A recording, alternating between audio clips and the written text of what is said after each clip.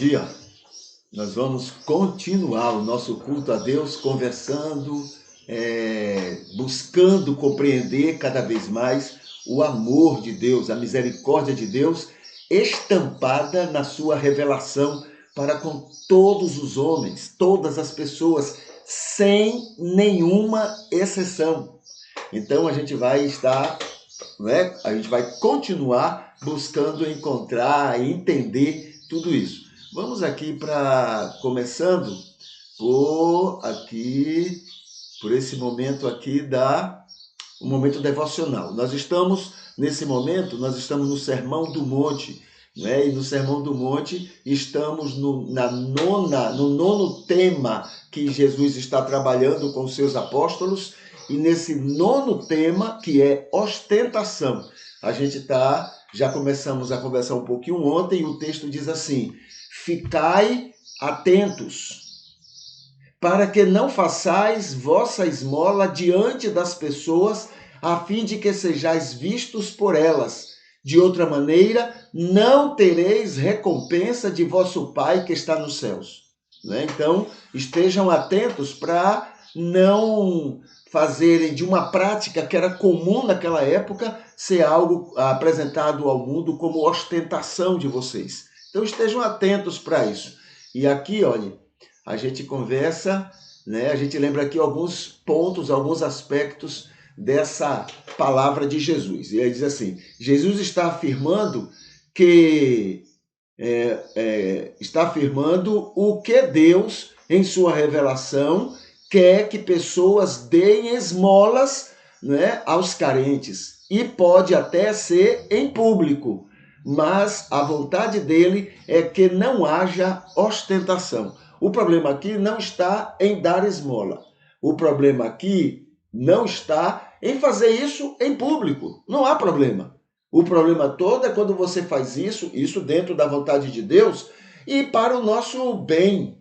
Toda a vontade de Deus é para o nosso bem. Não é apenas uma ordem a mais, uma obrigação a mais, mas é para o nosso bem. E ele orienta. Então, quando vocês fizerem isso, não façam despertando ostentação.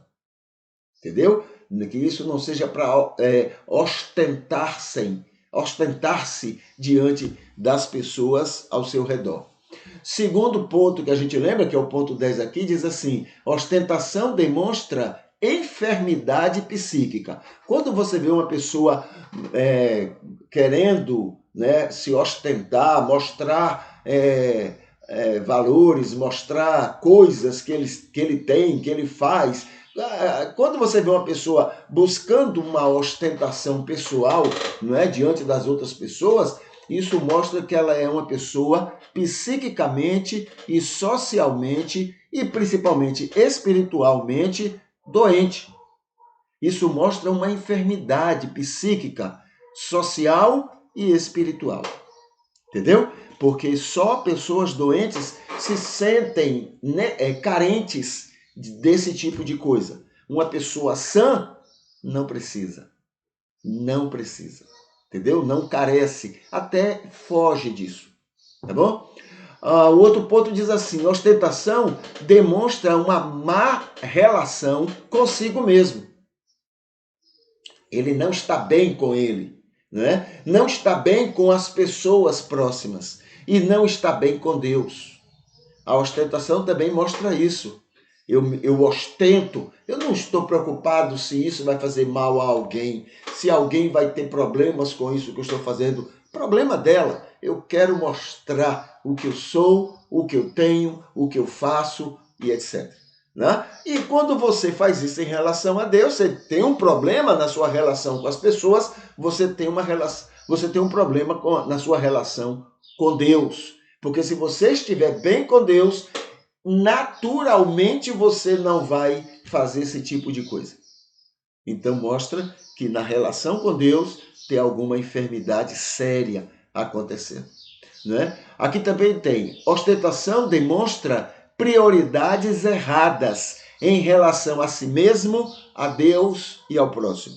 São prioridades erradas. Você dá muita importância a uma coisa, quando na verdade tem outras que são mais importantes, mas você não está dando a mínima, não está preocupado com aquilo. Você está preocupado a coisas vazias, coisas efêmeras, né? Então a ostentação demonstra tudo isso. É por isso que Deus não se agrada com a prática da ostentação. E aí ele diz, né? Jesus orienta que devemos então estar atentos a isso para que não caiamos e soframos as consequências disso. Tá bom? Vamos aqui para o motivo de oração, né? Hoje é segunda-feira, então os motivos de oração para hoje. Foi o que houve aqui. Deixa eu ver aqui, deixa eu voltar aqui. Pronto, tá aqui. Segunda-feira, a gente tem então esses motivos de oração. Primeiro, os que estão sempre cultuando conosco, tá? Segundo, adoradores enfermos ou em dificuldades. A gente lembra essas pessoas. Terceiro, amigos e irmãos aniversariantes. Hoje vai ter um outro grupo de amigos e irmãos que estarão aniversariando e a gente já ora antecipadamente por eles. Deus nos faça bênçãos a familiares e amigos, que sejamos bênção, motivo de alegria, de realização, de felicidade para as pessoas, né? Amigas e familiares. Que o mundo tenha prazer de estar conosco. Uma vez alguém disse para mim assim, olha pastor, agora é crente essa pessoa aqui, está com aquele nojo de crente. Não é isso que é o ideal, entendeu? O ideal é que as pessoas tenham prazer de estar perto da gente, que a gente seja fonte de alegria, de realização, de felicidade das pessoas, né? Quando elas lembrarem da gente, elas terem alegria, entendeu? Então que o Senhor faça isso, né? Que a gente seja essa fonte para as pessoas. O que mais? Que não nos deixe pensar que críticas convencem pessoas do pecado. Então foi ensinado para a gente que a gente tem que criticar, sair por aí falando do pecado, do erro, das falhas dos outros, né? Não é esse o nosso papel. O nosso papel é ser luz e sal para elas. Quem convence o homem do pecado é exatamente o Espírito Santo, tá bom? O outro é nossa religião é melhor que outras. Nossa religião é melhor que outras. Foi colocado também isso. Essa é uma prepotência que a gente tem, né? Quando, na verdade, ela é tão boa e tão ruim, tão benéfica e tão maléfica quanto qualquer outra religião sobre a face da Terra. Entendeu? Porque as religiões, elas são neutras, nem são boas, nem são ruins. As pessoas, né, que usam errado. Por exemplo, o trigo usa a religião que é neutra para o bem dela e das outras pessoas. O joio pega a religião que é neutra e usa para o bem dela e para o bem de outras, para o mal dela e para o mal de outras pessoas.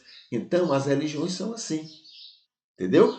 A religião judaica, né? Ela era tão boa e tão ruim quanto qualquer outra religião. Tanto é que Jesus abençoou, aprovou muita coisa, mas Jesus desaprovou muita coisa da religião judaica, tá? Muita coisa de Paulo, por exemplo, era coerente com Jesus, muita coisa não era.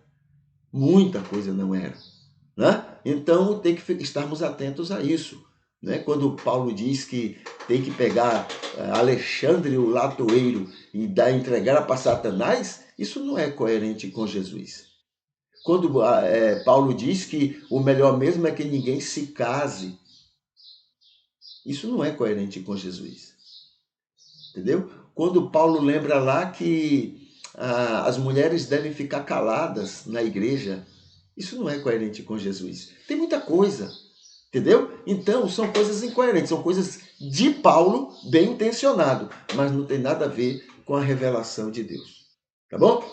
Muito bem, o que mais? Minha lista de oração, hoje também eu oro por essa lista de oração, pessoas com iniciais D, E e F, eu vou estar orando hoje, e que ele faça somente o que ele planejou para nós, que ele não faça as vontades da gente. A gente não sabe o que é melhor para a gente não sabe o que é melhor para os outros, Então que ele faça a vontade dele. Essa é a nossa oração. Senhor, faça tudo o que planejastes para o meu bem.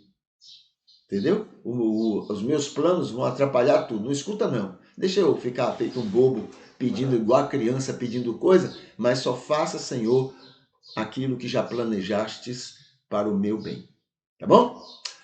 Muito bem.